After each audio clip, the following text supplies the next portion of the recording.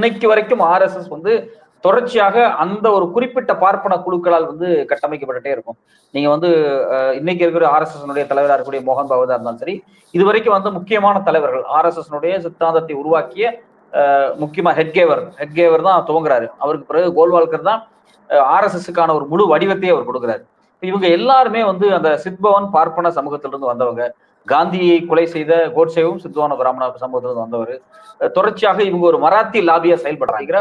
ஒரே எண்ணத்துக்காக two nation theory அப்படிங்கறத இவங்க தான் ப்ரொபோசலா முன் வச்சுக்கிட்டே இருக்காங்க. அதுக்கான சான்றுகள் இருக்கு, பத்திரிகை சான்றுகள் நிறைய இருக்கு. ட்ரிபியூன் மாதிரியான பத்திரிகைகள் அப்பவே நிறைய வெளியே வந்துருச்சு. எல்லாம் எக்கச்சக்கமா எடுத்துக்காட்டுகள் இருக்கு. அப்ப டூ நேஷன் தியரி அவங்க தான் முன்வைக்கிறாங்க. இஸ்லாமிய வெறுப்பு, இஸ்லாமியர்களை ஒதுக்கணும், இஸ்லாமியரை புறந்தள்ளணும் அப்படிங்கிற வேலையை அவங்க செய்யறாங்க.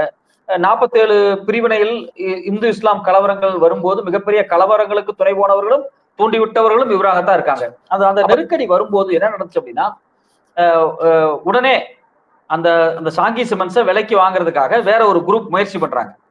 அந்த குரூப் எந்த குரூப் போய் அந்த டெண்டர்ல போய் கலந்துக்கலாம்னு முயற்சி பண்ணதோ அந்த குரூப்பை இன்கம் டாக்ஸ் விட்டு ரைடு பண்ணி அந்த குரூப் அந்த டெண்டருக்கு போகாம பண்றாங்க. பிற்பாடு ஒரு மாசம் கழிச்சு டெண்டர்ல வந்திருக்க வேண்டிய அந்த கம்பெனி வராம போயிருச்சு. அந்த குறிப்பிட்ட சாங்கி சிமெண்ட்ஸ் முழுக்க முழுக்க அதானிக்கு கைமாற்றப்பட்டுச்சு, அம்புஜம் சிமெண்ட்ஸ். இது ஒரு விஷயம் தான். அப்ப நான் என்னன்னா, இந்தியா அப்படிங்கிறது ஒரு டெமோக்ரஸி, ஒரு முதலாளித்துவமே டெமோக்ரஸியா இருக்கு அப்படின்னு இவங்க சொல்றாங்க. நான் ஒரு பிசினஸ் பண்றேன் தமிழ்நாட்டுல இருந்து, எனக்கு போய் நான் ஒரு டெண்டர்ல எடுக்க போனா நான் டெண்டருக்குள்ள வரக்கூடாது அப்படிங்கறதுக்காக எனக்கு ரைடு நடக்குது.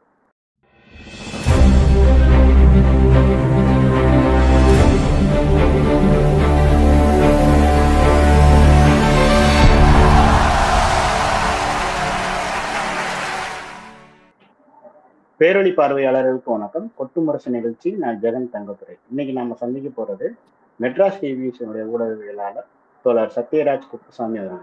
தோழர் வணக்கம். வணக்கம் தோழர். தொடர்ச்சியா அவங்க வீடியோஸ் நிறைய பார்த்துட்டு இருக்கிறோம். அவங்களுடைய இந்த தமிழ்நாடு தாண்டி வெளியில மற்ற இந்திய அளவிலான அரசியலை நீங்க ரொம்ப சிறப்பா கையாளுறீங்க. என்ன அது பேசு பொருளாக இருக்குது. தமிழ்நாட்டுல எது பேசப்படாம இருக்குது, இங்க பேசுறது எது அங்க பேசப்படாம இருக்குது அப்படிங்கிற விஷயத்துல ஒரு நிறைய விஷயங்களை நீங்க பதிவு பண்ணிட்டு வரீங்க. அதோடைய தொடர்ச்சியா நான் உங்களுக்கு அடிப்படையில இருந்து ஒரு விஷயத்த கேட்க ஆரம்பிக்கணும் அப்படின்னு இங்க தமிழ்நாட்டுக்கு ஒன்றும் ஒரு அரசியல் இருக்குது. ஒரு திராவிட சித்தாந்த அரசியல் தான் கடந்த 50 ஆண்டுகளாக தொடர்ச்சியா 100 ஆண்டு வரலாற்றுல அதுதான் பின்புலமா மக்களுக்கு சப்போர்ட்டிவா இருந்திருக்கு. இதே பின்புலம் தான் இந்திய அளவில் எடுத்துக்கிட்டோம்னாக்கா RSS அப்படின்ற ஒரு கருத்தியலை இயங்கிட்டு இருக்குது. இன்னைக்கு அது உச்சபட்ச அதிகாரத்துக்கும் வந்துடுச்சு. இப்ப இந்த 100 ஆண்டுகள் கிட்ட இந்த RSS அவங்களுடைய பின்னணி என்ன, அது இன்னைக்கு எந்த அளவுல அதோடைய அதிகார பலத்தை பெற்று இருக்குது, அது எதுவும் மூர்க்கத்தனமா செயல்படுது, இதோடைய அடிப்படை பின்னணி என்னங்கிறத கொஞ்சம் தெளிவுபடுத்தினீங்கன்னா வசதியா இருக்கும். அதான் இந்திய சுதந்திர போராட்ட காலகட்டத்தில் இந்திய சுதந்திரம் குறித்து பல்வேறு முனைப்புல போராட்டங்கள் நடந்துகிட்டு இருக்கும்போது அதுக்கு நேர் எதிராக, நேர் மாற்றாக இந்துத்துவ சிந்தனை கொண்டவர்களால் உருவாக்கப்பட்டதுதான் RSS. அவங்களுக்கு முன்னாடியே இந்து மகாசபை செயல்பட்டாங்க. நீங்க அந்த பீரியட் 1925 இல்ல 20களில் இருந்தே பாத்தீங்கன்னா 47 வரைக்கும் அவங்க இந்தியாவினுடைய சுதந்திர போராட்டத்துக்கு கான்ட்ரிபியூட் பண்ணல. சரி, அதுக்கு கான்ட்ரிபியூட் பண்ணல, வேற என்ன ஒர்க் அவங்க பார்த்துக்கிட்டு இருந்தாங்க அப்படின்னு பாத்தீங்கன்னா, தொடர்ச்சியாக இந்து இஸ்லாம் முரண்பாடுகளை பெருசு பண்ணிட்டே இருந்தாங்க. அதுக்கு பல எடுத்துக்காட்டுகள் இருக்கு. நிறைய கலவரங்கள் அந்த காலகட்டத்தில் லோக்கலாக நீங்க மகாராஷ்டிராவை மராத்திய மையமாக வச்சு லோக்கலாக நிறைய பண்ணியிருக்காங்க. அதுல குறிப்பா சாவர்கர், கோல்வால்கர், இந்த டீம் எல்லாம் எல்லாருமே பாத்தீங்கன்னா ஏதோ ஒரு வகையில மராத்தி சித்போன் பிராமினா தான் இன்னைக்கு வரைக்கும் RSS தொடர்ச்சியாக அந்த ஒரு குறிப்பிட்ட பார்ப்பன குழுக்களால் கட்டமைக்கப்பட்டுட்டே இருக்கும். நீங்க இன்னைக்கு இருக்கிற RSS தலைவராக இருக்கக்கூடிய மோகன் பகவதா இருந்தாலும் சரி, இதுவரைக்கும் முக்கியமான தலைவர்கள் ஆர்எஸ்எஸ் சித்தாந்தத்தை உருவாக்கிய முக்கியமா ஹெட்கேவர் தான் துவங்குறாரு. அவருக்கு பிறகு கோல்வால்கர் தான் RSSக்கான ஒரு முழு வடிவத்தையே அவர் கொடுக்குறாரு. இவங்க எல்லாருமே அந்த சித்பவன் பார்ப்பன சமூகத்திலிருந்து வந்தவங்க. காந்தியை கொலை செய்த கோட்சேவும் சித்பவன பிராமண சமூகத்திலிருந்து வந்தவர். தொடர்ச்சியாக இவங்க ஒரு மராத்தி லாபியா செயல்படுறாங்க, மராத்தி இந்துத்துவ லாபியாக. அவங்களுக்கு அடிப்படையில இந்தியாவை ஒரு இந்து தேசமாக, இந்து ராஷ்டிராவாக மாத்தணும். அந்த இந்து ராஷ்டிரா அப்படிங்கிறதுக்கு நாம மதவாதத்தினூடாகத்தான் ஒரு கருத்தை தொடர்ச்சியா நம்ம சொல்லிட்டே இருப்போம். இப்போ இந்தியா முழுக்க ராமன் வழிபடணும், இந்தியா முழுக்க அப்படி இருக்கணும், இப்படி இருக்கணும் அப்படிங்கிறத பத்தி நம்ம தொடர்ச்சியா சொல்லிட்டு இருப்போம். ஆனா உண்மையிலேயே கோல்வால்கர் அவருடைய ஞானகங்கை புத்தகத்துல ரொம்ப தெளிவா இந்தியானா என்னன்னு விரிவா அவர் பேசுறாரு. அவர் தான் வந்து இன்னைக்கு மோடி அரசாங்கம் செஞ்சுட்டு இருக்கக்கூடிய எல்லா மாற்றங்களுக்கான ஒரு டூலை வந்து கொடுத்துட்டு போறாரு. அதுல முக்கியமான ஒரு விஷயம், நாம இன்னைக்கு வந்து பேசிட்டு இருக்கோம், டீலிமிட்டேஷன்ஸ் வந்துச்சு அப்படின்னா நமக்கான எம்பி தொகுதிகள் குறைஞ்சிரும். எம்பி தொகுதிகள் குறையும் போது மாநில அரசாங்கங்களுக்கு அதிகாரம் இல்லாம போயிடும். மாநில அரசாங்கங்களுக்கு எந்த அதிகாரமே இருக்கக்கூடாதுங்கிறதுக்காகவே புது புது சட்டங்கள் வந்துகிட்டு இருக்கு. ஒரு முதலமைச்சருக்கு அதிகாரம் இருக்கக்கூடாது. இது மாதிரியான பல விஷயங்கள் நம்ம இன்னைக்கு விவாதிக்கிறோம். ஆனா கோல்வால்கருடைய ஞானகங்கை புத்தகத்துல பாத்தீங்கன்னா ஏகாந்த அரசு அப்படின்னு ஒரு அரசாங்கத்தை பத்தி அவர் பேசுறாரு. ஏகாந்த அரசு அப்படின்னா என்ன அப்படின்னா, இந்தியாவே ஒரு 200 துண்டுகளாக சிறு சிறு பிரதேசங்களாக உடைச்சிடுறது. நிர்வாகத்திற்காக சிறு சிறு குழுக்களாக. இதை வந்து அவங்க என்ன சொல்றாங்கன்னா, வேத காலத்தில் இருந்த ஜனபதம், அந்த ஜனபதங்களை போல இந்தியாவை பல கூறுகளாக உடைத்து ஒரு 2 மாவட்டம் 3 மாவட்டம் சேர்றதுதான் ஒரு மாநிலம். மேக்சிமம் ஒரு 3 மாவட்டம் இல்ல 4 மாவட்டத்துக்குள்ள ஒரு மாநிலத்தை சுருக்கிக்கணும். அதுக்கு மேல ஒரு மாநிலமே இருக்கக்கூடாது. அந்த மாநிலத்துக்கு ஒரு முதலமைச்சர் அப்படிங்கும்போது இது முழுக்க முழுக்க இந்தியாவை சாதிய ரீதியாகவே மாநிலங்களாக மாற்றுவது. அது மாநிலங்கிற எந்த அதிகாரமே இல்லாம முழுக்க முழுக்க வந்து ஒரு அதிகாரத்தினுடைய தலைமையாக மாத்துறது. அங்க வந்து எந்த ஒரு சீஃப் மினிஸ்டருக்கு எந்த அதிகாரமும் கிடையாது. அங்க இருக்கக்கூடிய கல்வி அமைச்சருக்கு அதிகாரம் இருக்காது. யாருக்குமே எந்த அதிகாரமே இருக்காது. பாராளுமன்றம் உருவாக்கக்கூடிய எல்லா கொள்கைகளையும், லா அண்ட் ஆர்டர்ல இருந்து எல்லா விஷயத்தையும் எக்ஸிக்யூட் பண்ணக்கூடிய ஒரு இடமாக அந்த ஜனபதங்கள் செயல்படணும். அதுதான் ஒரு ஏகாந்த அரசு அப்படிங்கறத வந்து அவர் சொல்றாரு. சட்டமன்றங்களே இருக்கக்கூடாது. ரொம்ப முக்கியமான விஷயம் என்னன்னா, இந்த யூனிட்டுகளாக சின்ன சின்ன யூனிட்டுகளாக இந்தியா பிரிக்கப்படும் போது அதுக்கு சட்டமன்றங்கள் இருக்கக்கூடாது. தேர்தல் அதுக்கு கிடையாது. அப்படியே தேர்தல் முன்னாக தேர்ந்தெடுக்கப்பட்டாலும் எந்த சட்டமன்றமே இல்லாம சட்டம் ஏற்றக்கூடிய அதிகாரம் இல்லாத ஒரு நிர்வாகமாக மாற்றணும் அப்படிங்கிறது தான் கோல்வால்கருடைய ஞானகங்கை சொல்லக்கூடிய ஏகாந்த அரசு. முழுக்க முழுக்க மத்தியில் இருக்கக்கூடிய, அதாவது ஒன்றியத்தில் இருக்கக்கூடிய ஒரே ஒரு பாராளுமன்றம் மட்டும்தான் சட்டம் ஏற்றக்கூடிய ஒரு அதிகாரமுடைய ஒரு அமைப்பாக இருக்க வேண்டும். அவங்கதான் சட்டம் போடுவாங்க. இப்ப இதுக்கான வாய்ப்பு 1947 கிடைச்சது. அந்த வாய்ப்பை தவற விட்டுட்டாங்க அப்படின்னு அவர் வருத்தப்படுறாரு. அந்த வாய்ப்பை நாம் திரும்பவும் சரி செய்ய முடியும். அந்த ஏகாந்த அரசை நம்மளால உருவாக்க முடியும் படிப்படியாக. அப்ப இந்தியாவுக்கு ஒரு மொழி வழியாக மாநிலங்கள் பிரிக்கப்பட்டது மிகப்பெரிய தவறு அப்படின்னு ஒரு பெரும் போராட்டங்களை அப்பயே பண்றாங்க. அதுக்கு கடுமையான எதிர்ப்பு குரல் RSS, இந்து மகா சபை, எல்லாருமே பிரம்ம சமாஜ், ஆரிய சமாஜ் மாதிரியான சிறு சிறு குழுக்கள் அன்னைக்கு இருந்தவங்க எல்லாருமே ஒன்றுபட்டு செயல்படுறாங்க. பட் ஆனா இதை எல்லாமே எதிர்த்துட்டு இதை எல்லாத்தையும் காம்ப்ரமைஸ் பண்ணி உரையாடலினூடாக இதை காம்ப்ரமைஸ் பண்ணி தான் காங்கிரஸ் வந்து 47களுக்கு பிறகு வர்றாங்க. 50களில் தேர்தல் நடத்தி புது அமைச்சரவை கேபினெட்லாம் உருவாக்குறாங்க. நீங்க அவங்க புது அமைச்சரவை உருவாக்கும் போது இந்து மகா சபையிலிருந்து வந்த, அதாவது காந்தியை கொலை செய்த இந்து மகா சபை, RSS இந்த அமைப்பிலிருந்து வந்த ஷியாம் பிரசாத் முகர்ஜியும் கேபினெட்ல பங்கு பெறாரு. நேருடைய கேபினெட்ல இருக்காரு. பிற்பாடு அவர் முரண்பட்டு வெளியே போய் ஜனசங்க உருவாக்குறாரு. அந்த ஜனசங்க தான் பாத்தீங்கன்னா பிற்பாடு பாஜகவா மாறுது. சோ அப்ப இதை ஒட்டுமொத்தமாக நம்ம எடுத்து பார்க்கும்போது இந்து மகா சபை, RSS இவங்க 1915-20களில் இருந்தே 2 நாடுகளாக, 2 தேசம், அந்த 2 நேஷன் தியரியை உருவாக்குனது அவங்கதான். இந்தியாவை 2ஆக பிளக்க வேண்டும் சொன்னது திரும்ப திரும்ப திரும்ப திரும்ப அவங்களுடைய எல்லா உரையாடல்களையும் அது நிகழ்த்தி இருக்கிறார்கள். எதுக்கு அப்படின்னா, முஸ்லீம்களை ஒரு ஓரமா தள்ளிட்டோம்னா இது வந்து இந்து நாடாக டிக்ளேர் பண்ணலாம் அப்படிங்கிற ஒரே எண்ணத்துக்காக 2 நேஷன் தியரி அப்படிங்கிறத வந்து இவங்க தான் ப்ரொபோசலா முன் வச்சுக்கிட்டே இருக்காங்க. அதுக்கான சான்றுகள் இருக்கு, பத்திரிகை சான்றுகள் நிறைய இருக்கு. ட்ரிபியூன் மாதிரியான பத்திரிகைகள் அப்பவே நிறைய வெளியே வந்துருச்சு. எல்லாம் எக்கச்சக்கமா எடுத்துக்காட்டுகள் இருக்கு. அப்ப 2 நேஷன் தியரி அவங்க தான் முன்வைக்கிறாங்க. இஸ்லாமிய வெறுப்பு, இஸ்லாமியர்களை ஒதுக்கணும், இஸ்லாமியரை புறந்தள்ளணும் அப்படிங்கிற வேலையை அவங்க செய்யறாங்க. 47 பிரிவினைகள் இந்து இஸ்லாம் கலவரங்கள் வரும்போது மிகப்பெரிய கலவரங்களுக்கு துணை போனவர்களும் தூண்டிவிட்டவர்களும் இவராகத்தான் இருக்காங்க. அப்ப தொடர்ச்சியாக இந்திய சுதந்திரத்தில் எந்த பங்களிப்பும் இல்லை, இந்தியாவை உடைத்ததில் இவங்களுக்கு பங்களிப்பு இருக்கு. தொடர்ச்சியாக இந்திய சுதந்திரத்துக்கு நேர் எதிராகவே செயல்பட்டவர்கள் இவர்கள். சுபாஷ் சந்திர போஸ் INA-வை உருவாக்க முயற்சி பண்ணும்போது சாவர்கரும் இந்து மகா சபையும் நேரடியாகவே களத்துல வந்து பிரிட்டிஷ்காரங்களுக்கு ஆள் சேர்த்து கொடுத்துருக்கான ஆதாரம் ஆர்கியூஸ்லயே இருக்கு. நம்ம கவர்மெண்ட் ஆர்கியூஸ்ல இருந்து நிறைய ஆவணங்கள் வெளிவந்து அது குறித்து வயர்ல கட்டுரை எழுதியிருந்தாங்க. இவங்க எப்படி ஒரு மிலிட்டரி போர்டை உருவாக்கி இந்துக்களே வாருங்கள் அப்படின்னு சொல்லி அவங்கள பிரிட்டிஷாருக்கு வந்து ராணுவ வீரர்களாக இவங்க தேர்வு செஞ்சு கொடுத்தாங்க அப்படிங்கிற பதிவு எல்லாமே இருக்கு. அப்ப நேர் எதிராக இந்திய அரசாங்கத்திற்கு அன்னைக்கு இருந்த காந்தி, காங்கிரஸ் இவங்களுடைய சுதந்திர போராட்டத்தை ஏற்றுக்கொள்ளாமல், சரி இவங்க சுதந்திர போராட்டத்தை ஏற்றுக்கொள்ளனாலும் பரவாயில்ல, வேற என்ன போராட்டம், நீங்க ஏதாவது சமூக புரட்சி பண்ண போறீங்களா, சாதி ஒழிப்பு பண்ண போறீங்களா, இல்ல வேற ஏதாவது ஒர்க் பண்ண போறீங்களா அப்படின்னா அதெல்லாம் இல்ல, முஸ்லிம்ஸை ஒழிக்கணும், முஸ்லிம்ஸை வெளியே அனுப்பணும் அப்படிங்கிற பிரச்சாரத்தை தான் இவங்க பண்ணாங்க. அதுல இருந்து அவங்க அரசியல் கட்சியா துவங்குறாங்க. இவங்க அரசியல் கட்சியாக துவங்கி இவங்க வரும்போது RSS நம்ம வந்து ஒரு சிறு அமைப்பாக நாம வந்து எடை போட்டக்கூடாது. ஏன்னா நீங்க வந்து காந்தி கொலையில் நேரடியாக சம்பந்தப்பட்ட அமைப்பு, இவங்களை தடை பண்றாங்க. இவங்க தடை பண்ணதுக்கு பிறகு, தடை நீக்கப்பட்டதுக்கு பிறகு நாக்பூர்ல நடக்கிற கூட்டங்களில் கிட்டத்தட்ட 10,000 20,000 பேர் கலந்து கொள்ற அளவுக்கான ஒரு மிகப்பெரிய வலிமை அன்னைக்கு அவங்களுக்கு அந்த மாநிலத்தில் இருந்தது. வேறு மாநிலத்தில் பெருசா இல்ல, அந்த மாநிலத்தில் இருந்தது. பிற்பாடு இவங்க சுதந்திரத்துக்கு பிறகு, காந்தி கொலைக்கு பிறகு ஒரு ஒரு 10-20 ஆண்டுகள் இவங்க வந்து ரொம்ப பொறுமையா தான் வேலை பார்த்திருக்காங்க. கிரவுண்ட்ல போய் வேலை பார்த்திருக்காங்க. இவங்களுடைய ஒர்க்கிங் ஸ்டைல் முழுக்கவே பாத்தீங்க அப்படின்னா எந்த விதமான பிரச்சார இயக்கங்களாக வெளியே காமிச்சுக்காம உள்ள கிரவுண்ட்ல போய் ஏற்கனவே மக்கள்கிட்ட இருக்கக்கூடிய மத நம்பிக்கை, கோயில் இதை மையமாக வச்சு ஒர்க் பண்ணியிருக்காங்க. அந்த ஒர்க்கை அவங்கனால மட்டும்தான் செய்ய முடியும். ஏன் அப்படின்னா நீங்க வந்து மக்கள்கிட்ட போய் ஒரு அரசியல் பேசும்போது, ஒரு ஜனநாயக அரசியலை பேசும்போது நம்ம நடுத்தருவுல போய் நின்று பிரச்சாரம், போராட்டம், ஆர்ப்பாட்டம் இது மாதிரி ஊடாகத்தான் ஜனநாயக அரசியலை பேச முடியும்.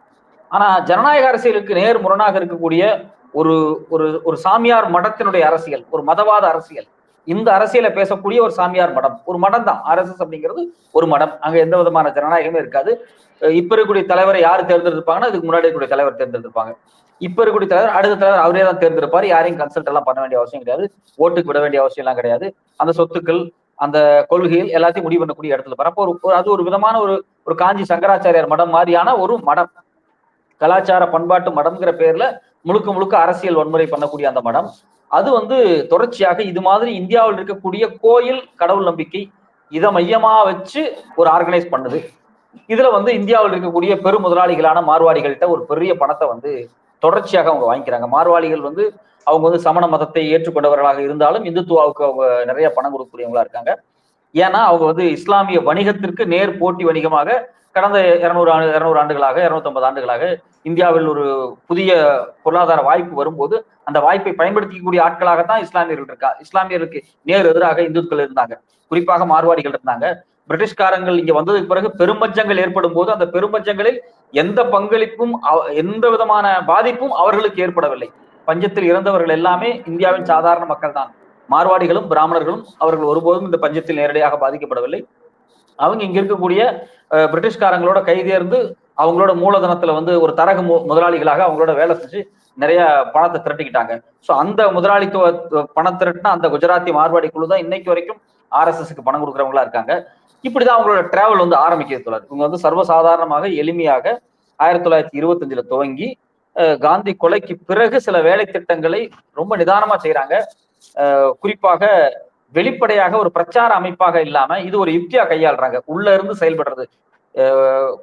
வெளியே ஒரு போஸ்ட் ஒட்ட மாட்டாங்க, பிரச்சாரம் பண்ண மாட்டாங்க. ஆனா ஒரு கிராமத்துல யாராவது ஒருத்தங்க 2 பேர்த்த தேர்வு செஞ்சுக்குவாங்க. அந்த ஏரியாவில் இருக்கக்கூடிய மாணவர்களுக்கு வந்து நாங்க யோகா சொல்லித்தர்றோம், நாங்க வந்து நற்பண்புகளை சொல்லித்தரோம், நாங்க விவேகானந்தரை பத்தி பேசுறோம், நாங்க பரமஹம்சரை பத்தி பேசுறோம் அப்படின்னு சொல்லிட்டு ஏதோ ஒரு வகையில் ஒரு ஆன்மீக அந்த குறிப்பா அந்த பகுதியில் இருக்கக்கூடிய ஆன்மீகமா இருக்கும்.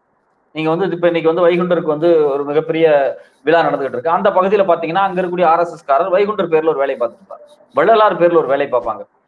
சமூக ஜனநாயகம் பேசின ஆன்மீகவாதிகளை கூட அவங்க வந்து சனாதனவாதிகளாக மாத்துறதுக்கான வேலைகளை அவங்க செஞ்சுக்குவாங்க குறிப்பிட்ட ரீஜனுக்குள்ள.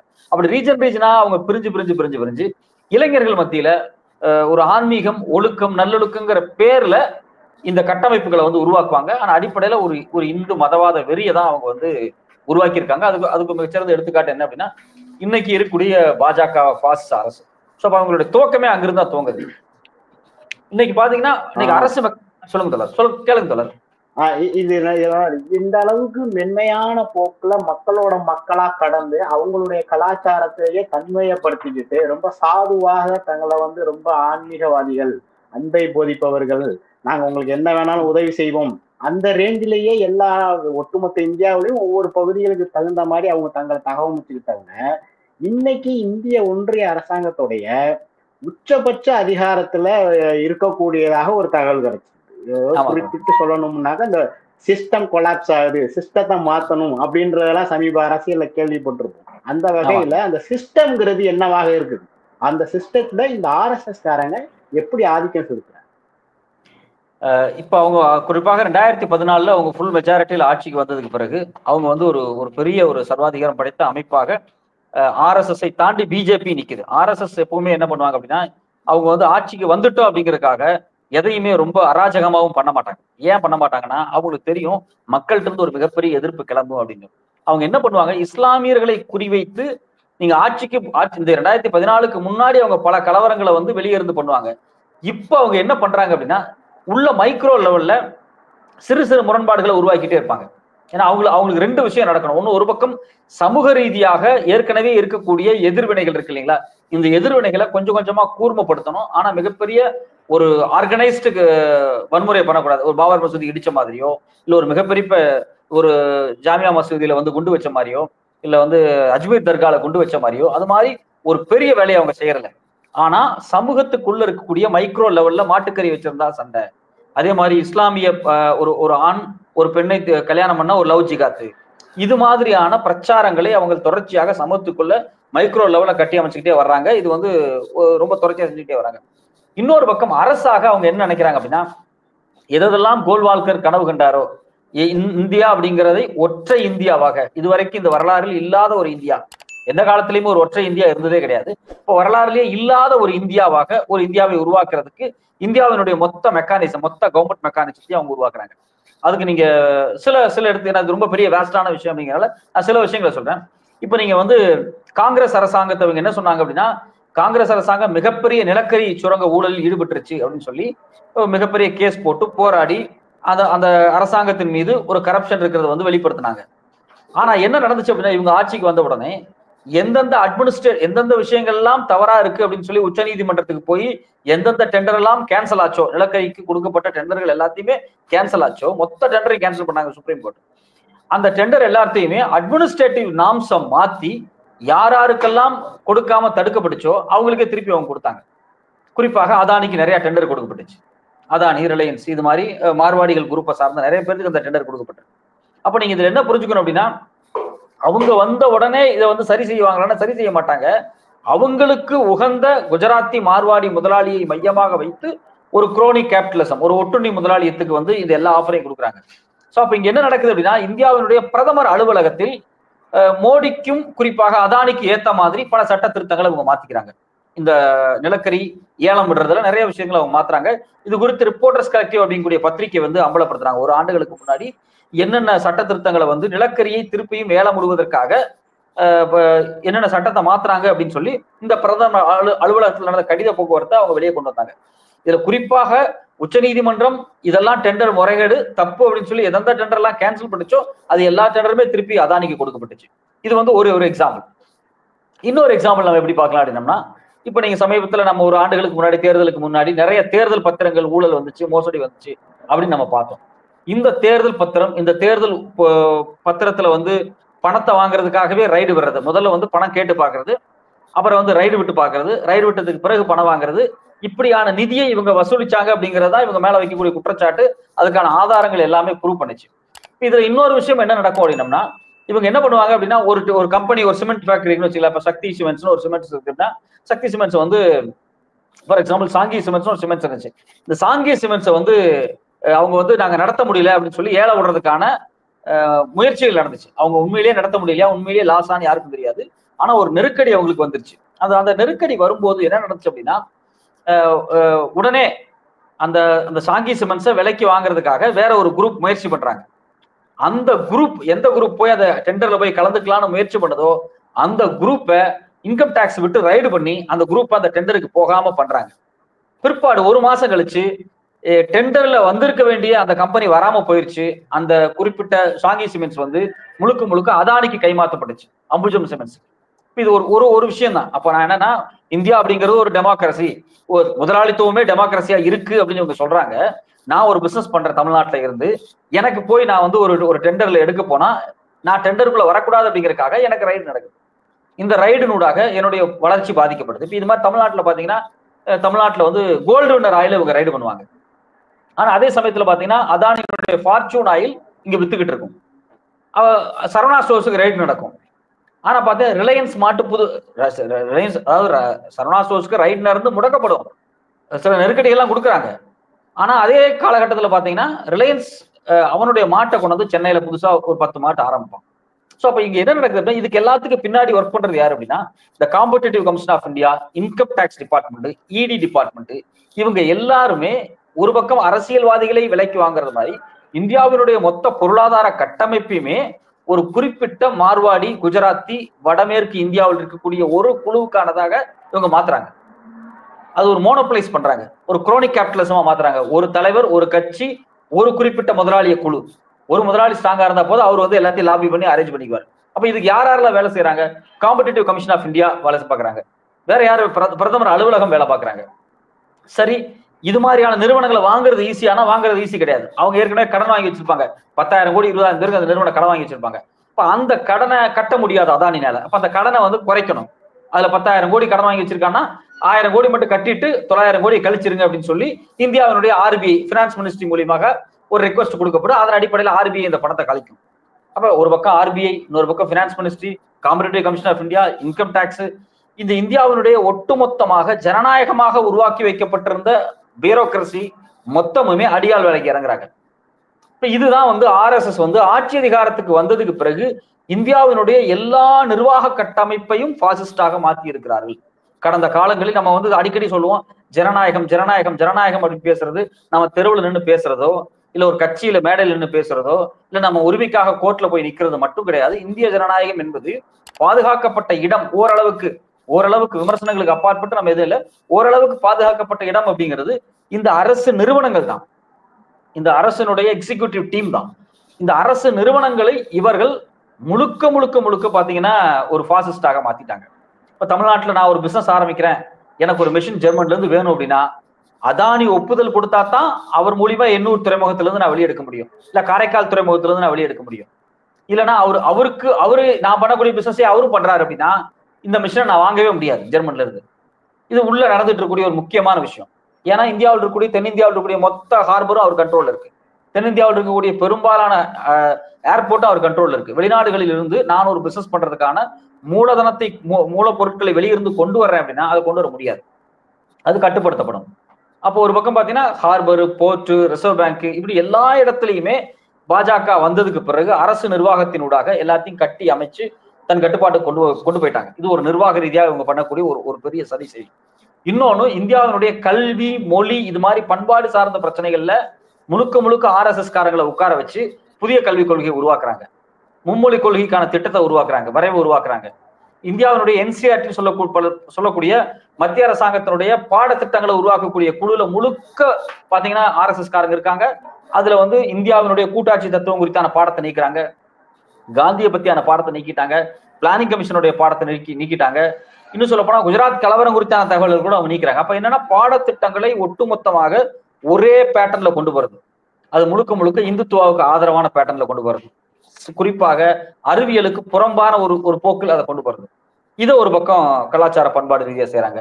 இப்ப மொழி பிரச்சனைக்கு வரும்போது நீங்க வந்து மும்மொழி கொள்கை உள்ள திணிக்கிறதுக்காக அரசு நிர்வாகத்துக்கு, அதாவது மாநில அரசாங்கங்களுக்கு எந்த நிதியுமே கொடுக்காம தடுக்கிறது. இப்ப இது ஒரு வகையான ஒரு வேலை திட்டம். இப்படி பல வகையில இவங்க வந்து கலாச்சார பண்பாட்டில இருந்து, அரசு நிர்வாகத்திலிருந்து, வணிகத்துல இருந்து எல்லா இடத்துலயுமே இவங்க வந்து ஆட்சி அதிகாரத்துல வந்து ஒரு குழுவாக உட்கார்ந்து செயல்படுறாங்க. இதுல ரொம்ப வேதனையான விஷயம் என்னன்னா, கடந்த 2014 வரைக்கும் பல்வேறு IAS IPS அதிகாரிகள் உள்ள இருக்கும்போது அவங்களுக்குள்ள இருந்து இந்துத்துவ மனநிலையும் இந்துத்துவ செயல்பாடுகளையும் அடக்கி கொண்டிருந்தவர்கள் எல்லாருமே பாத்தீங்கன்னா இன்னைக்கு வந்து பாஜகவுக்கு ஆதரவா இருக்காங்க. பல நீதிபதிகள் வெளியே போகும்போதே பேட்டி கொடுத்துட்டு போறாங்க, அப்ப இனிமேல் RSSக்கு ஃபுல் ஃபிளெஜ்டா வேலை பார்ப்பேன்னு சொல்லிட்டு போறாங்க. இப்ப நம்ம தமிழ்நாட்டு கவர்னர் பாத்தீங்கன்னா RN ரவி, இவர் வந்து வெளிப்படையாகவே RSS சார்பா பேசுறாரு.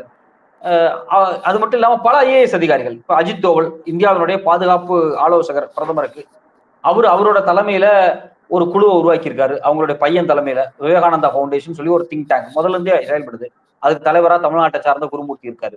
இப்ப இவங்க எல்லாருமே இந்தியாவினுடைய அரசு சார்ந்த ஒர்க் இருக்கு பாத்தீங்களா, சிந்தனை ஒர்க்கு, இது எல்லாத்தையும் மேனேஜ் பண்றதுக்காக ஒரு பெரிய IAS IPS டீமை வந்து புதுசாக ஏற்கனவே இருந்த இந்துத்துவ மனநிலை உள்ள ஆட்களை புதுசாக இவங்களுக்கு வந்து ரொம்ப அசைன் பண்ணி ஒரு ஒர்க்கை இவங்க போயிட்டு இருக்காங்க. இதனால வந்து RSSக்கும் பாஜகவுக்கு இடையிலே சில சில முரண்பாடுகள் ஓடிட்டு இருக்கு. ஏன்னா வழக்கமா பாத்தீங்கன்னா இது மாதிரியான விஷயங்களை வந்து இப்போ தமிழ்நாட்டு கவர்னரா வர்றதுக்கு ஒரு RSS காரரை கொண்டு வரலாம், ஆனா RSS காரரையும் தாண்டி அவர் ஒரு IPS அதிகாரியாக மோடிக்கு விசுவாசியாக இருக்கிறத அவர் கொண்டு வர்றாரு. இப்ப இந்த இடத்துல வந்து RSSக்கும் அவங்களுக்கு ஒரு சின்ன ஒரு முரண்பாடு வருது. நம்ம அமைப்புக்காக 30-40 ஆண்டுகள் உழைச்சவரை விட்டுட்டு நீங்க ஒரு IPS அதிகாரி, CBI இன்டெலிஜென்ஸ் இருந்தவர், டைரக்டர் ரிட்டையர்ட் ஆகும்போது நீங்க கொண்டு வரீங்களே அப்படிங்கிற ஒரு உரையாடல் அவங்களுக்குள்ள இருக்கு. ஆனா இவங்களை பொறுத்த வரைக்கும் அதிகாரியா இருக்கக்கூடியவங்க, ஏற்கனவே இருந்தவங்க, அதிகாரமா படைத்த நிறுவனங்கள், இந்த நிறுவனங்கள் எல்லாத்தையுமே முழுக்க முழுக்க இந்துத்துவா மாத்துறது, அதை அவங்க ஒரு வெற்றிகரமா செஞ்சுட்டு வர்றாங்க அப்படிங்கிறத நம்ம ஏத்துக்கணும். அதை வந்து உண்மையிலேயே அவங்க வந்து ரொம்ப காட்டமா செஞ்சுட்டு வர்றாங்க. அவங்களுக்கு பேக் ஃபயரான இடங்கள்ல தமிழ்நாடு ரொம்ப முக்கியமான ஒரு இடமா இருக்கு. ஏன்னா அரசு நிர்வாகத்துல வந்து நீங்க இன்னும் ரொம்ப தெளிவா சொல்லணும்னா, சொல்லுங்க கேளுங்க. இல்ல இதோட தொடர்ச்சியா தான் கேக்குறேன். இப்போ ஒரு அந்த RSS அமைப்பினுடைய சித்தாந்தம் வந்து எப்படி இந்திய பியூரோக்ராட்ஸ்ல வந்து ஊடுருவுகிறாங்க. ஒரே நாடு, ஒரே மொழி, ஒரே கல்வி, மாநிலங்கள் இல்லாத இந்திய ஒன்றியம், அது மாதிரி ஒரே நிதி மூலதனம், ஒருத்தர்கிட்ட மட்டும்தான் பணம் இருக்கணும். ஒட்டுமொத்த இந்தியாவுக்கும் ஒரு குறிப்பிட்ட சமூகத்துக்கு மட்டுமே பணம் இருக்கணும்னு சொல்ற விஷயத்துலலாம் நீங்க சொல்லிட்டு வந்துருக்கீங்க. அதுல இப்ப குறிப்பா ஆளுநர் நியமனம்னு வந்து பேசுறப்போ ஏற்கனவே இருந்த RSS ஐடியாலஜி உள்ள IAS IPS அதிகாரிகளை உள்ள கொண்டு வர்றதன் மூலமா ஏற்கனவே சீரழிஞ்சுக்கிட்டு இருக்கிற இந்த RSS மயமாக்கப்பட்ட இந்த சிஸ்டத்தை ரொம்ப ஈஸியா கையாளுறதுக்காக மோடி இந்த விஷயத்தை பண்றாரு. அதோட அடுத்த கட்டமா இப்ப மாநில உரிமைகள் பறி போகுது இல்லையா? இப்ப இந்த மாநிலங்கள் இல்லாத இந்தியான்னு கொண்டு வரும் பொழுது இந்த டீலிமிட்டேஷன் வந்து ஒவ்வொரு மாநிலத்தையும் எப்படி பாதிக்கும், அது எல்லாத்தையும் பாதிக்குமா, அது யாருக்கான பாதிப்பு அதிகமாக இருக்க போகுது, யார் அதிகமான உரிமைகளை இழக்க போறோம், இந்த டீலிமிட்டேஷன்ஸை பத்தி நம்ம பாருங்க. டீலிமிட்டேஷன் வந்து ரொம்ப மோசமான ஒரு செயல் திட்டத்தை அவங்க நடத்துறாங்க. நம்ம 1970களில் இந்த குடும்ப கட்டுப்பாடு திட்டங்கள்லாம் கொண்டு வரும் போது அதை வந்து ரொம்ப சக்சஸா செயல்படுத்தின மாநிலம் தமிழ்நாடு. அதுக்கு அந்த காலகட்டத்தில் விருதெல்லாம் கொடுத்துருக்காங்க. இப்போ இங்க நான் பார்க்கக்கூடிய இன்னொரு பார்வை என்ன அப்படின்னா, டீலிமிட்டேஷன் குறிப்பாக மக்கள் தொகை கணக்கெடுப்பின் அடிப்படையில தான் இன்னைக்கு MP பதவியை பறிக்க போறோம் அப்படின்னு இவங்க ஒரு பார்வை சொல்றாங்க. மக்கள் தொகையின் அடிப்படையில இப்படி பிரிப்பது தவறு. ஏன் தவறு அப்படின்னா, இந்தியாவின் குறிப்பாக தென்னிந்தியாவின் மக்கள் தொகை குறைஞ்சிருக்கு. அதனுடைய சதவீதம் குறைஞ்சதுக்கான காரணம் இயற்கையானது கிடையாது, செயற்கையாக மத்திய அரசாங்கத்தால் கொண்டு வரப்பட்ட குடும்ப கட்டுப்பாடு. இந்த குடும்ப கட்டுப்பாடு வட இந்தியாவுக்கு தானே வந்துச்சு. ஆனா அவங்க ஏன் நடைமுறைப்படுத்தல, இங்க ஏன் நடைமுறைப்படுத்தப்பட்டிருக்கு அப்படிங்கிறதுக்கு பல காரணங்கள் இருக்கு. குறிப்பாக தென்னிந்தியாவில் இது நடைமுறைப்படுத்தப்பட்டதுக்கு காரணம், தென்னிந்தியாவில் பெரும்பாலும் ஓரளவுக்கு தென்னிந்தியாவினுடைய பியூரோக்ரசி, குறிப்பாக தமிழ்நாட்டினுடைய பியூரோக்ரசி ஒரு 70களுக்கு வரும்போதே பாத்தீங்கன்னா ஆல்மோஸ்ட் ஓரளவுக்கு OBC MBC SC சமூகத்தை சார்ந்தவங்க உள்ள வந்துட்டாங்க. நீங்க லல்லு பிரசாத் யாதவ் வந்து குஜராத் பீகாரை வந்து பெரிய சக்சஸா கைப்பற்றுறாரு. அவரோட கட்சி வந்து ரொம்ப சக்சஸா கைப்பற்றி ஆட்சி அதிகாரத்துல போய் உட்கார்ந்தாலும், அவர் புதுசான திட்டங்களை கொண்டு வந்தாலும் அந்த திட்டங்களை நடைமுறைப்படுத்தவே முடியல. மாறாக அவர் ஒரு கரப்டடான பேர் வழியாக அங்க இருக்கக்கூடிய பியூரோக்ரசி தான் உருவாக்குது. அப்ப ஏன் அவர் கரப்டடா மாத்தப்பட்டார்? அவர் கரப்டடு கிடையாதா? அவர் எல்லா அரசாங்கம் போலும் அவர் ஒரு அரசு, பட் ஆனா அவர் இந்தியாவினுடைய ஒரு அநாகரிகமான முதலமைச்சராக போற்றியார் பண்ணாங்க. பயங்கரமா மாற்றுத் தீவனத்தில் ஊழல் பண்ணிட்டாரு, அதுல ஊழல் பண்ணிட்டாரு, பெரிய பரபரப்பு கிரியேட் பண்ணாங்க. இதுக்கு என்ன காரணம்னா, அவர் கொண்டு வந்த பல திட்டங்கள் OBC குறிப்பாக MBC SC சமூகத்தை சார்ந்த நல்ல திட்டங்கள் எதுவுமே நடைமுறைக்கு வரவே இல்லை. ஏன்னா அரசாங்கத்தினுடைய ஒத்துழைப்பு இல்லாமல் அது நடைமுறைக்கு வராது. லல்லு பிரசாத் யாதவ் அவருடைய காலேஜ்ல படிக்கும்போது கோல்வால்கருடைய ஞானகங்கை புத்தகத்தை தீ வச்சு கொளுத்தினவர், RSSக்கு நேர் எதிராக செயல்பட்டவர். ஆனா இந்த லல்லு பிரசாத் யாதவ் ஆட்சி அதிகாரத்தை பிடிக்கும் போது அந்த பீகார்ல இருக்கக்கூடிய பியூரோக்ராட்ஸ், குறிப்பாக இன்னைக்கு RN ரவி இருக்காரு இல்லையா, இவரெல்லாம் பீகார் பார்ப்பன சமூகத்தை சார்ந்தவர். இவங்கள மாதிரி ஆட்கள் அங்க இருக்கக்கூடிய லல்லு பிரசாத்தினுடைய அரசாங்கத்துக்கு ஒத்துழைப்பு கொடுக்காம தவிர்த்தாங்க. இது வெளிப்படையாகவே நிறைய கட்டுரைகள், ஆய்வு கட்டுரைகளோடவே வந்துச்சு. இப்ப நான் எதுக்கு சொல்றேன் அப்படின்னா, வட இந்தியாவில் இது போன்று பல திட்டங்கள் கொண்டு வரும்போதும் அந்த திட்டங்களை நடைமுறைப்படுத்தாமல் அன்னைக்கு இருந்த பியூரோக்ரசி ஒரு ஃபியூடல் மனநிலையில, ஒரு நில உடைமை சமூக மனநிலையிலேயே அவங்க இருந்தாங்க. ஆனா தென்னிந்தியாவை பொறுத்த வரைக்கும், இப்ப குறிப்பாக தென்னிந்தியாவில் 1921 நீதி கட்சி ஆட்சிக்கு வந்துருச்சு. 1921 ரிசர்வேஷன் வேணும் சட்டம் கொண்டு வந்தாங்க. 27 சுப்ராயன் காலகட்டத்தில் அது நடைமுறைக்கே வந்துருச்சு. நீங்க 12 சீட்டு கொடுத்தீங்கன்னா அதுல வந்து பார்ப்பனர்களுக்கு எவ்வளவு, பார்ப்பனர் அல்லாதாருக்கு எவ்வளவு, தலித் மக்களுக்கு எவ்வளவுங்கிறது ஒதுக்கப்பட்டுச்சு. அதில் முரண்பாடுகள் உண்டு. எவ்வளவு அசைன் பண்ணதுல கொஞ்சம் அதிகமா குறைவா போயிருச்சு, அது பிற்பாடு மாத்தப்பட்டுச்சு. அப்ப அன்னைக்கு இருந்தே பாத்தீங்கன்னா தென்னிந்தியாவினுடைய பியூரோக்ரசி, குறிப்பாக கேரளா, தமிழ்நாடு, இன்னும் வெளிப்படையா சொல்ல போனா ஆந்திரா, தெலுங்கானா, இதனுடைய பியூரோக்ரசிக்குள்ள ஏதோ ஒரு வகையில பாத்தீங்க அப்படின்னா OBC SC சமூகங்கள் உள்ள வந்துட்டாங்க. ஏன்னா இது பார்ப்பனர் அல்லாதார் இயக்கம் அப்படிங்கிறது துவங்கிருச்சு போன நூற்றாண்டுக்கு துவக்கத்திலே துவங்கிருச்சு.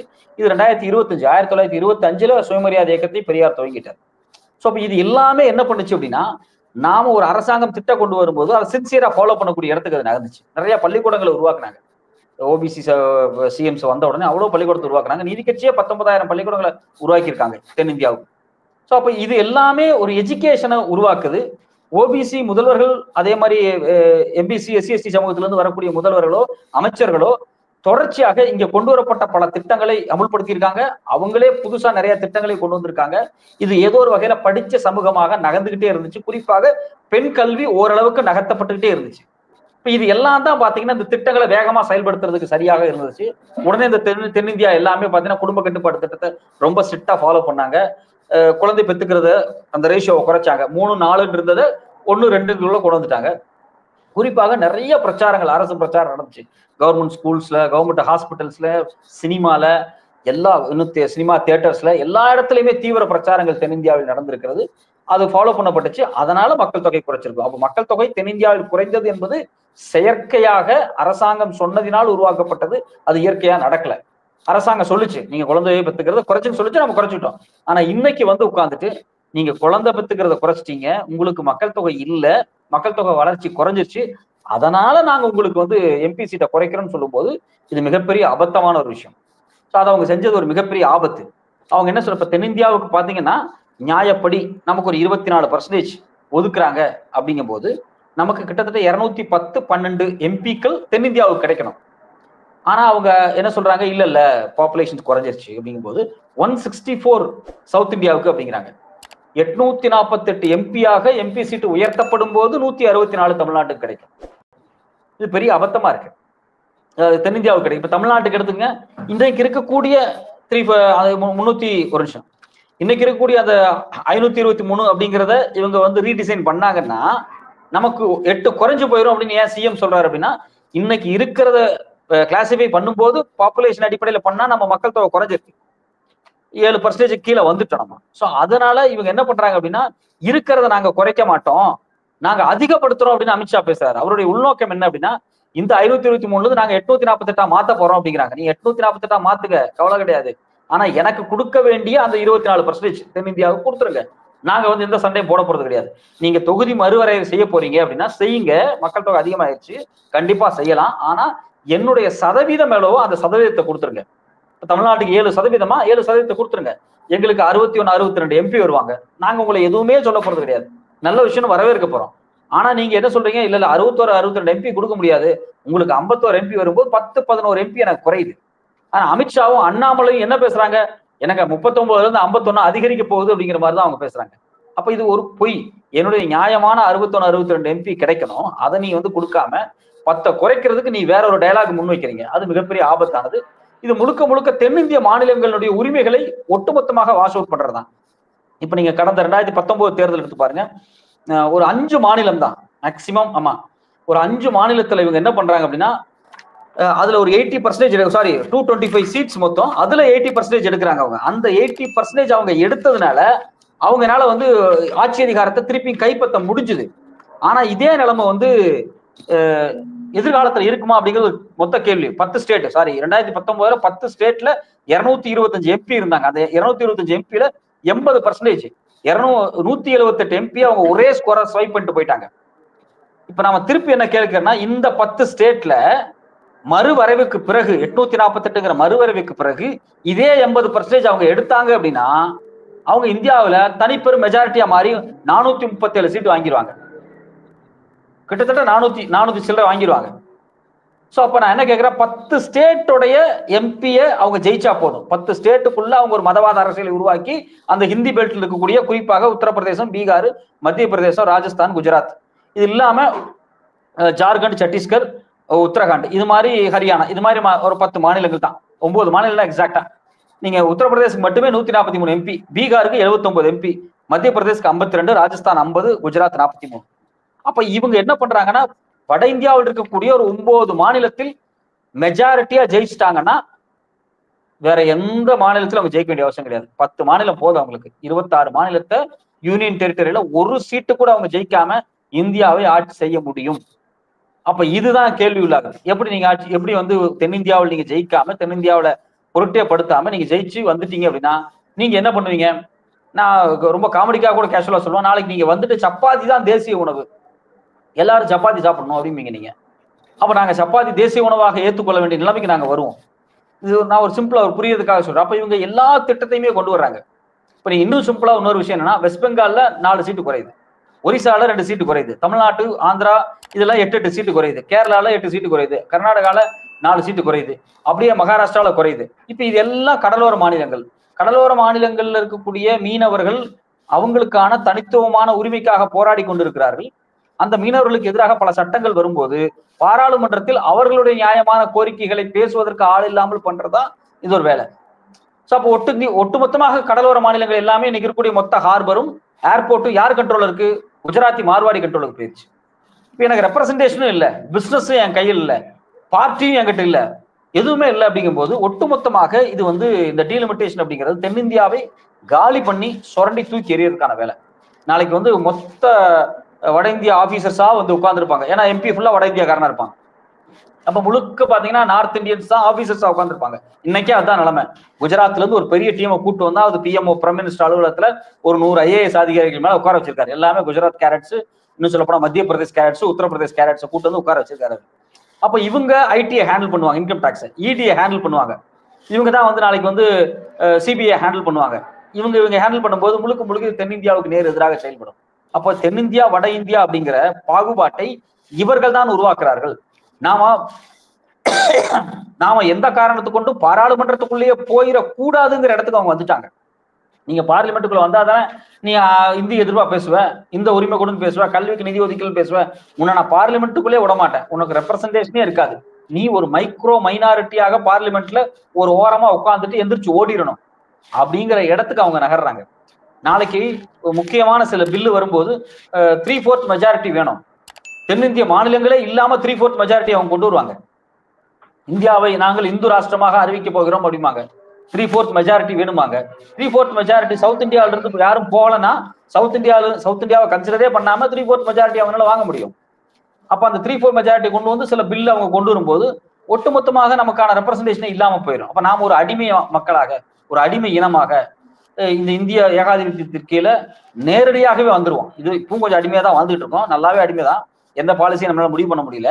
ஆனா நேரடியான ஒரு அடிமையாக நம்மளை வந்து டிக்ளேர் பண்றதுக்கான வேலை தான் வந்து இந்த டீலிமிட்டேஷன். இந்த டீலிமிட்டேஷன் மாதிரி ஒரு மோசமான ப்ரோக்ராம் எதுவும் இல்லை. நமக்கான ரெப்ரசன்டேஷனை கொடுத்துட்டா நாம அந்த டீலிமிட்டேஷனை ஏத்துக்கலாம். பர்சன்டேஜ் ரெப்ரசன்டேஷன், நம்பர்ஸ் ரெப்ரசன்டேஷன் கிடையாது. நீங்க நம்பர்ல ஏமாத்துறீங்க. நம்பர் நாங்க ஒருபோது நம்பல. எத்தனை பர்சன்டேஜ் 1970 எங்களுக்கு இருந்துச்சோ அத்தனை பர்சன்டேஜ் நீங்க கொடுத்துருங்க, இதை நாங்க ஆதரிக்கிறோம்.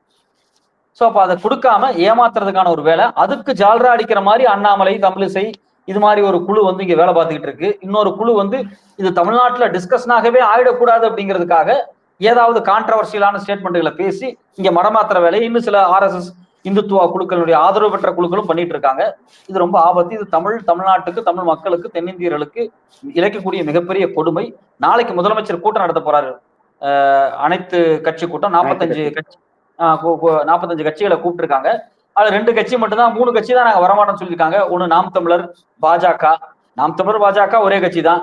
இப்ப வந்து இவரும் போய் சேர்ந்திருக்காரு, நம்ம மூப்பனார் அவருடைய அருமை புதல்வர். அவரு வந்து நாங்க வரமாட்டோம் அப்படிங்கிறாரு. இவங்க இவங்களுடைய மனநிலை எல்லாம் என்ன? இவங்க எல்லாம் யாரு? நீங்க வந்து தமிழ்நாட்டினுடைய உரிமை பறிக்கப்படுதுன்னு முதலமைச்சர் வெளிப்படையா கூப்பிடுறாரு. நான் தானே கூப்பிடுறேன், இவன் கூப்பிட்டு நான் போகணுமா அப்படின்னு நீங்க நினைக்காதீங்க. வாங்க, மாநில உரிமைன்னு ஒரு முதலமைச்சர் இறங்கி வந்து கூப்பிடுறாரு. 8 கோடி தமிழனால் ஓட்டு போட்டு தேர்வு செய்யப்பட்ட ஒரு தமிழர் அவர். தமிழ்நாட்டை தமிழன் தான் ஆள்றானான்னு சீமான் கேட்டிருக்காங்க. 8 கோடி தமிழன் தான் தமிழ்நாட்டை ஆண்டு கொண்டிருக்கிறார். அதனுடைய முகம் தான் திரு மு க ஸ்டாலின் அவர் தான் ஆண்டுட்டு இருக்காரு. அவரை உருவாக்குன இந்த மக்கள் தான். இந்த மக்கள் இவரை முதலமைச்சராக தேர்வு செஞ்சிருக்காங்க. அந்த மக்கள்கிட்ட அவர் அறைகோல் விடுறாரு, எல்லாரும் வாங்க நாம இந்த பிரச்சனையை சால்வ் பண்ணுவேன். நான் வரமாட்டேன்னு ஒருத்தன் சொல்றான்னா அவன் யாரா இருப்பான்? பாஜக, நாம் தமிழர், இப்ப இவங்க யாரா இருப்பாங்க? நேர் எதிராக தமிழ் இனத்துக்கு விரோதிகள் தான். இப்ப இவங்க எல்லாருமே நாளைக்கு கூட்டத்துக்கு போக மாட்டாங்க, தவிர்ப்பாங்க. அப்போ ஒட்டுமொத்தமாக டீலிமிட்டேஷன் நமக்கு கிடைக்க வேண்டிய ஒரு நியாயமான குரலை பாஜக வந்து திட்டமிட்டு சதியா தடுக்குது. அதுக்கு இங்க இருக்கக்கூடிய இந்த இந்துத்துவ குழுக்கள், நாம் தமிழர் மாதிரியான குழுக்கள் வந்து துணை போறாங்க. நன்றி தோழர், தொடர்ச்சியா விவாதிக்கலாம். மீண்டும் ஒரு சந்திப்போம். நன்றி தோழர்.